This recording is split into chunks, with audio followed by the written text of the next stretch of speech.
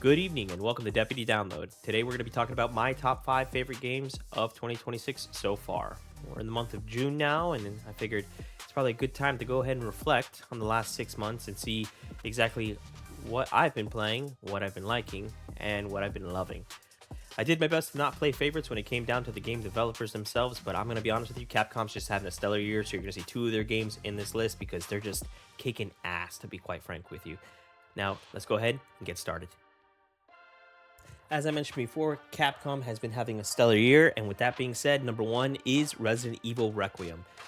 I picked up this game just wanting to go ahead and feel something, and I ended up loving it a lot more than I thought it would.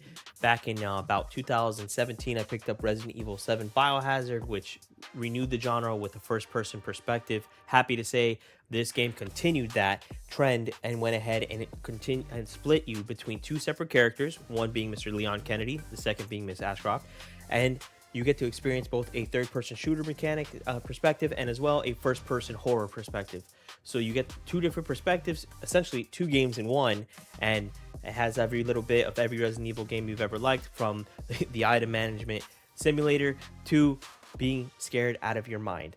Now, my favorite part about this game and a lot of the trailers that they released is that this whole trailer you're watching is only about the first hour of gameplay and cutscene in between. It did a great job of not spoiling any of the major plot points or anything of the such. And overall, I really got to give this game a good 9 out of 10. The gameplay was great. The graphics were fantastic.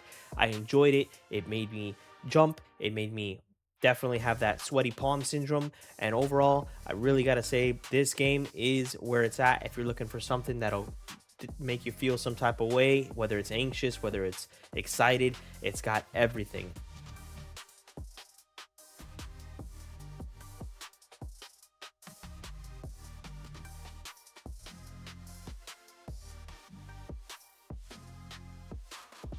Coming in at number two is a game I don't think a lot of people played or know about, but keeping in line with my love for the horror franchises and overall the themes, this is going to be Reanimal. Now, this game was recommended to me by my fiance.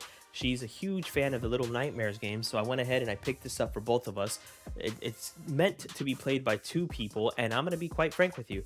The awesome thing about these games is that you can go ahead, you can fire this up. You only need one copy. I purchased one copy and I was able to play with my fiance. So if you're looking for a couch co-op game to play with your significant other, or friend, or ex-lover, or maybe even, I don't know, just give your cat a controller, this game, it might be for you. It's not that long. Overall, we probably put about 4 hours into the game and we ended up beating it. There is some downloadable content that's going to be coming out later on this year and into next year, but it's just a gorgeous art style. It's just a gorgeous, everything about this game is just the theming, the horror elements. And I'm going to be quite frank, I still don't exactly know what happened and what's going on, but I totally recommend this game. Next up is none other than Mixtape.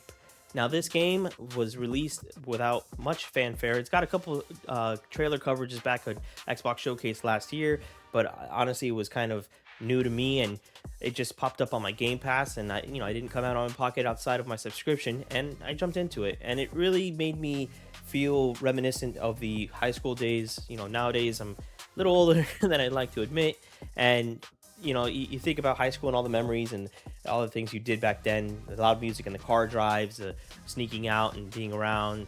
I never got in trouble with the cops because I was a good noodle. But overall, it's got a really fun art style. The soundtrack to this game, I wish I could play it for you, but copyright reasons, obviously I can't, because the soundtrack makes this game. The whole theme of it is it's a mixtape of their last night before they graduate high school and move on into the real life. I totally recommend this game if you're just looking for some nostalgic, evocation of emotion, and you just want to feel like happy-go-lucky and just really reminisce on what life is when you're in those early adult and adolescent years. Totally recommend Mixtape. It's already out. It's on Game Pass if you're not subscribed, but I think honestly it's like a $20 game either way. Go ahead and pick it up. Alrighty, so to take a left turn from our narrative driven games, we have Burglar and Gnomes. This was actually recommended to me by one of my friends. He found it on TikTok and he gave it to sent it me over the link. And now honestly, it's a game that I come back to with him quite often. It just went ahead and came out with the full game, so I actually haven't even played that much of the full game because there was only a demo for the longest time. But June 10th, they went ahead and released the full game. It's, I think, only $9 right now. It's totally worth it. It's fun, it's silly, it's goofy, it doesn't take itself too serious, and it's exactly what you want. It's a video game. You play as gnomes, you're trying to complete tasks inside a house. There's an old man inside the house, he's trying to kill you sometimes, he just throws you outside. It's kind of got a bunch of zany elements. It doesn't take itself serious, and overall, that to me is why I enjoy this game, because nowadays we get caught up in so many different elements of, oh, it has to have a deep narrative, or it has to have innovative gameplay, or it has to be the next Skyrim. But dude, just check it out. Burglar and Gnomes. It's freaking $7. Or $9. Go ahead and pick it up. Our last game is gonna be Pragmata. Again, another killer game from Capcom. Capcom's just killing the whole third-person genre atmosphere. This one is a completely different turn from Resident Evil Requiem, of which we spoke about earlier. This game is based in space. It's based on the moon, and you play as Hugh, who is a engineer, and he's just trying to survive and get his job done, but the entire space station's gone upside down.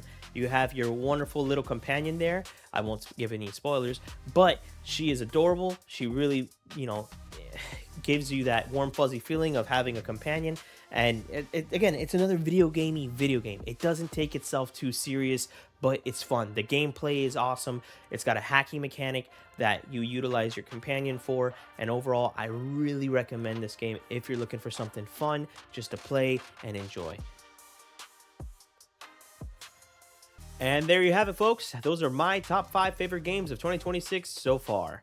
Now, I've barely scratched the surface, and there's still plenty of games that have come out this year that I haven't even been able to try, much like 007, which I'm dying to play, but unfortunately, time is time, right? You can only do so much. We all have 24 hours, and I got other games to play. With that being said, this has been Deputy Download. Thank you for watching, and have a wonderful Sunday.